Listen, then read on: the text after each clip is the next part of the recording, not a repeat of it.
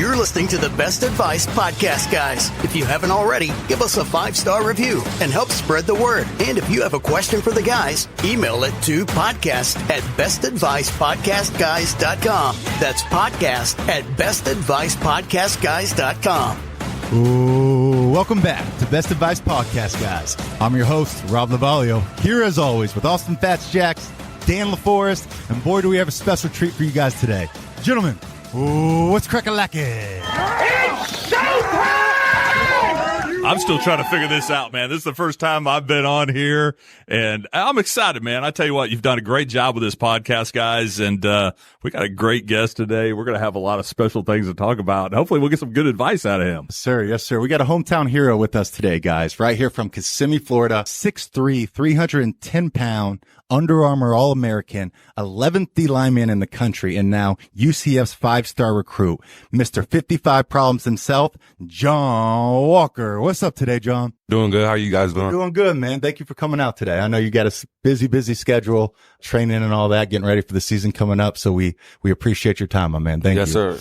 We also got Dan LaForest, who is a SFM advisor, also homegrown, and he is a big NIL advocate. You might see him on Fox. There's a pioneer in the NIL space. Dan, what do you got for us on this NIL? I tell you what, the NIL space has been really nuts here, especially over the last 3 or 4 months. I mean, we've seen a lot of regulation done. The NCAA's kind of put their back up against the wall. A lot of lawsuits, anything from, the transfer portal, is now wide open. But NIL, the earnings in NIL is just unlimited for college athletes. And now, effective today, high school athletes across the state of Florida. Which is crazy. I can't imagine that, John. Like in high school, like seeing like you're actually able to make money off this. How was that recruiting wise? How did you come up on UCF and make that decision? Well, like around that time, everything was new. So like, I really didn't know what was going to happen. I didn't know NIL was going to be like, this big. I thought it was going to be like a little change on the side. But, it had really grown and everything. And I feel like it's taking over now. Yeah, it's crazy, right? Like Austin over here, Mr. Fats, he played at Tulane, was probably their best defensive player, captain of their defense. I used to go watch him run around, call all the plays and everything. But it's interesting to watch how, his recruiting was very different. Yeah, NIL wasn't really around when I was getting recruited. It was very different. I didn't go to any camps, kind of fell, ass backwards into an offer from Tulane after UCF had offered me and taken it away because I didn't understand how the recruiting process worked.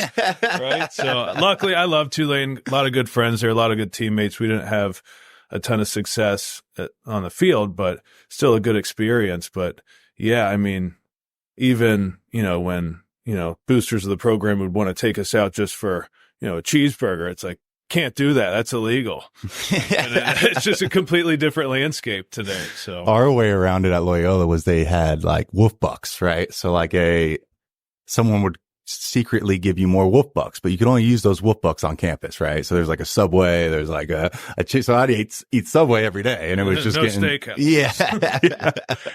And I'm the old guy in the room. I played at East Tennessee State from 88 to 93. And, I played in an era where they added games to the schedule.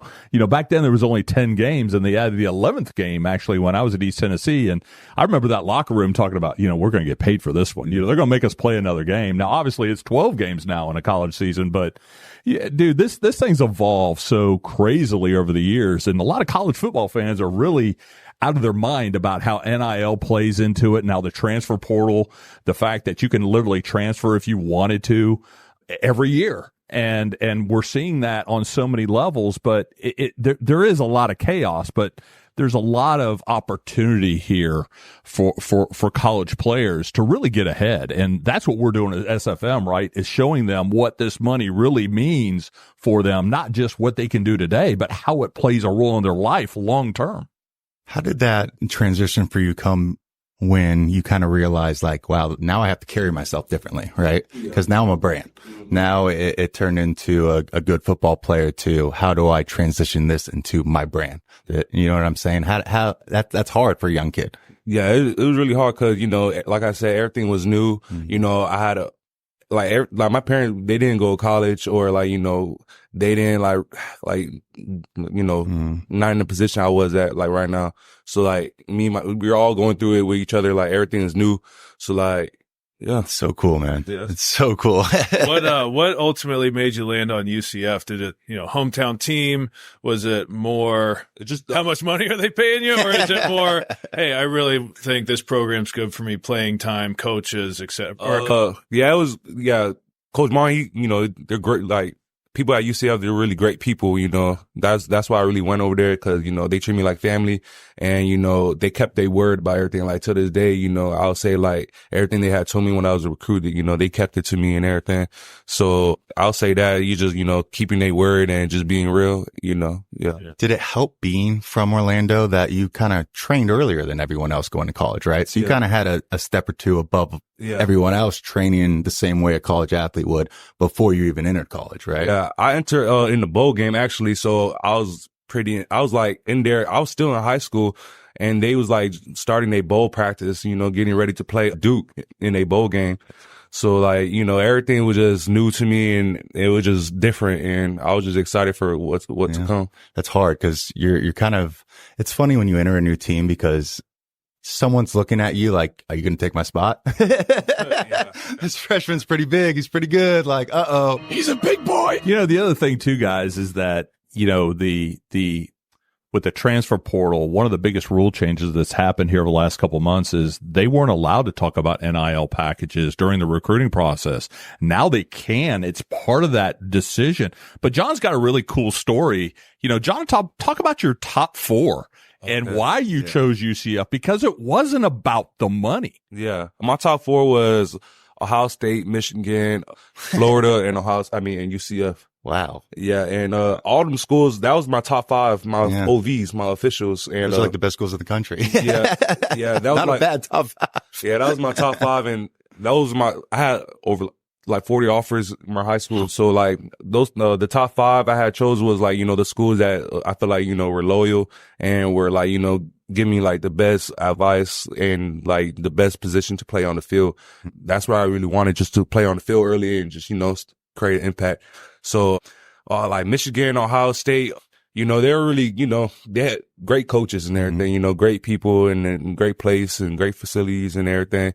But, I don't know, like, UCF is just like, you know, it's home, man. It's just home. And I feel like I don't need to go far to play, like, you know, go play at places. Like, you know, I could, you know, start my brand here and, you know, build my brand from, you know, UCF. That's so cool. It's cool too. I mean, since they joined the Big 12, so as a young freshman, you're playing against pretty big schools, you know, like we talked about Kansas State, Oklahoma.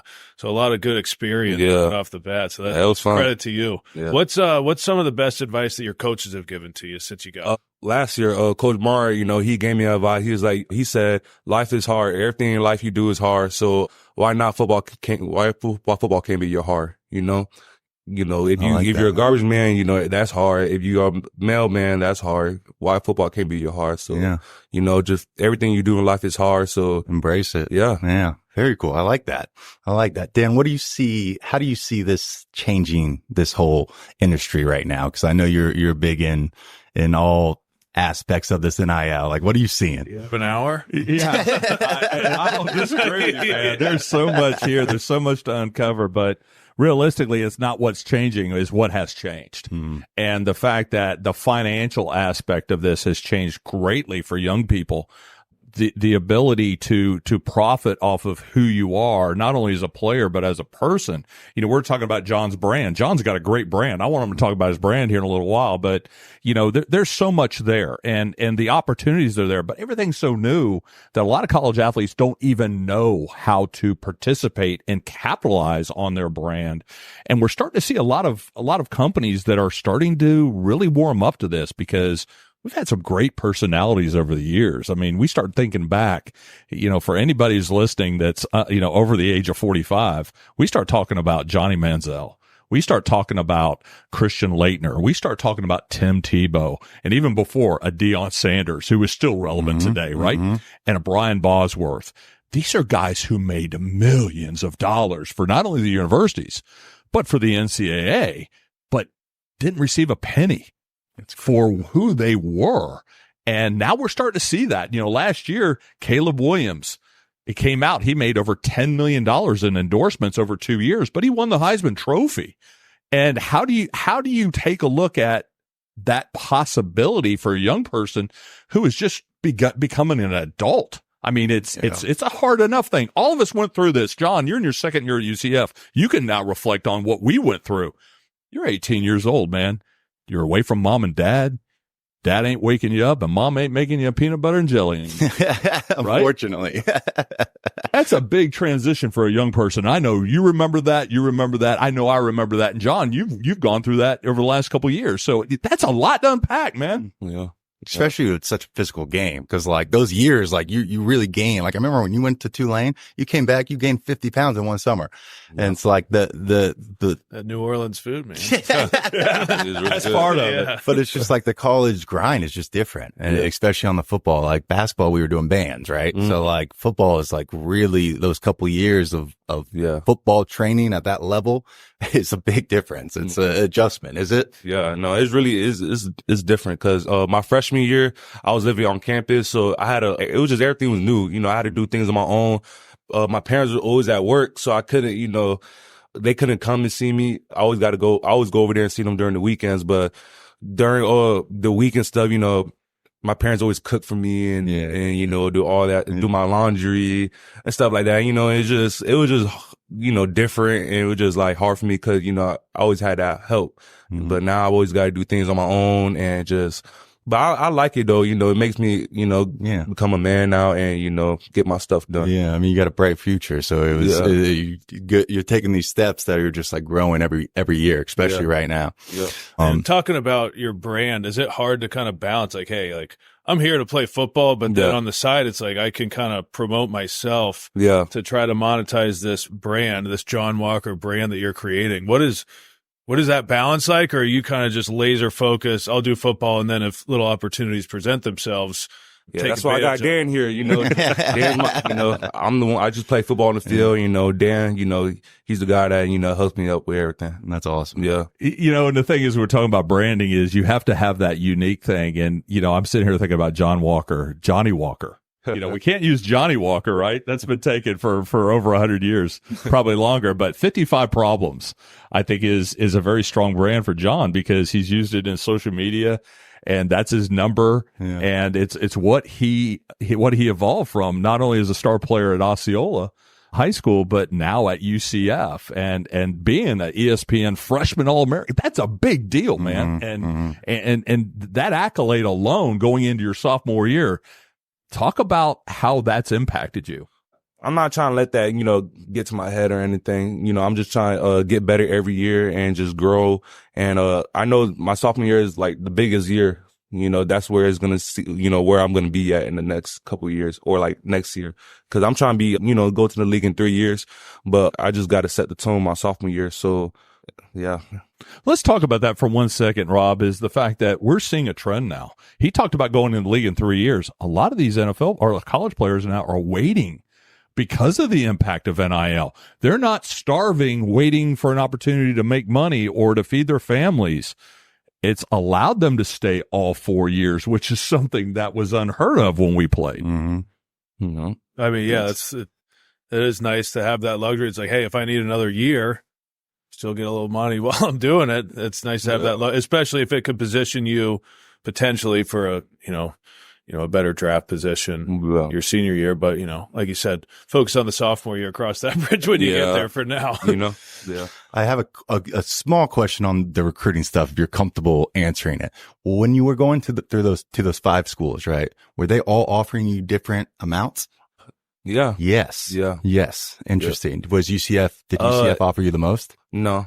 Very cool, man. Yeah. Very cool. It was Florida that did. Yeah. Yeah. Well, that is so cool. Because it's interesting. It's a different look at the recruiting. Yeah. It's a totally different game. It definitely is. And now that is something that is out front and is part of that recruiting process, it's very hard for a family and for a young person to look at that objectively, guys. you know, and I got to give a lot of credit to John because his decision was not based on money. It was a subsidiary of his decision. Yeah. Which most of the time when that happens, you kind of make up for it on the back end. Yeah. Right. Yeah. Like you do the right. Bet on yourself. Yeah. You know, I like that. Yeah. I just want to play football really and, you know, just build off of that. Yeah. Yeah. That's very cool, man. Very, you know, very cool. Think about something too. And we talk about the financial aspect of this, right?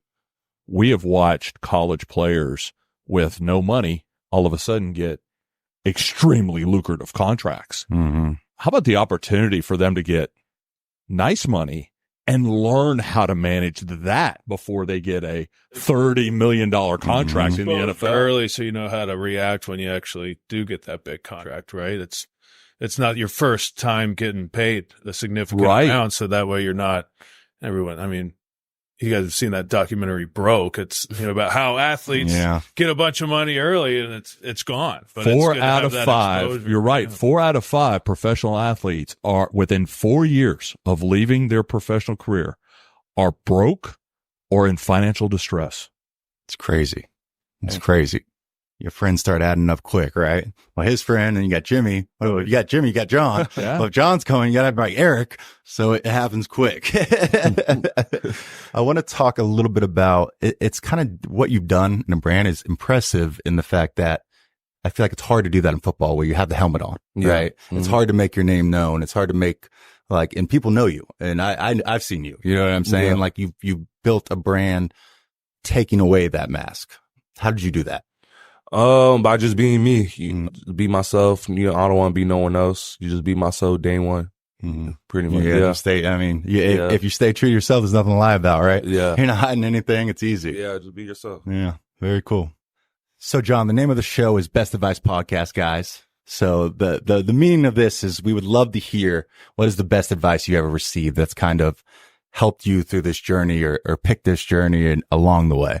Just not to go to a school because of the name of it or the brand or like how much money they have. You know, just go to the school you know is best for you and what fits your personality and how will you get developed and, you know, and ask coach questions and how will you develop me and where do you see me on the field and, you know, just things like that. And not always got to be about the money. You know, the money will come in the future. You just got to put the work in. That's very cool because I think people make that mistake, right? I can imagine right now being like, oh, Florida State offered me this. I'm going to take that. Yeah. But in reality, if you had, you know, in UCF where the team's kind of built around you, where you can even expose your brand a little more. UCF, who was national champions, you know, or undefeated. Again, I think it hits back on the backside a little more than if you would have gone with just the money at the beginning. Yeah. Yeah. It's a big picture play. Yeah. It's no smart. doubt, especially now. You mean, you know, again, when you start taking a look at it, and especially with the transfer portal, these guys have colleges coming out going, if you go into the portal, you know, what if you want to go into the portal? You have to look at that big picture. And, you know, I told John, you know, I've told other players is you have to take a look at what is your goal. And if your goal is getting paid today, then good luck to you. Mm-hmm. But if your goal is to go to the NFL, you have to look at quality of coaches. How many guys at your position have they put in the NFL? What is their exposure on the national stage? Because again, more you're on TV, dude, and playing, that is building your brand. I mean, you start taking a look at some of the draft picks in the NFL. How many of these guys are getting drafted based on their popularity, not even off their play? I mean, we've seen some crazy draft picks over the last few years. I take a look at the first round of the NFL draft. You're seeing guys drafted. I'm like, I've never heard of that guy. Yeah. And I'm going to ask this one last question here. You guys had a brand guy on your roster last year, John Rice Plumlee. You know, what was it like having him in the locker room? Because he was that guy that was getting a lot of national attention. Obviously, he's sitting on the depth chart with the Pittsburgh Steelers right now. But what was it like to have that guy in the locker room? And what was happening all around him from that spectator standpoint to watch that? You know, I see a leader out of him, you know, every time we're in the locker room and, you know, if we're down or we're winning, you know, you just see the leader come out of him and just making sure we all on the same page and, you know, finish the game strong and everything like that. You know, he's just a leader. He's just a guy that wants to lead the team and wants to win. So, yeah, I see that in him. And the big question is who steps up this year for UCF? And maybe that's John Walker. Yeah. Yep. Me too, man. I'm ready for that. Yeah. I love how everything you said about everyone's been positive. Like you see, I think you see the positive in everything. Like every person that was mentioned, you're like, oh, he's a great guy, good leader. I think that's a good head on your shoulders, my man. John Walker, remember the name, everybody. Hey, appreciate it, man. Yeah, always, brother. Yes, sir. Remember, folks, the secret to wealth is not what you earn, it's what you keep. Happy listening, everybody. This podcast is for entertainment and educational purposes only and is not intended as personal financial advice. Before making any financial decision, please do your own research and consult a financial advisor as needed. If you have a question for the guys, email podcast@bestadvicepodcastguys.com.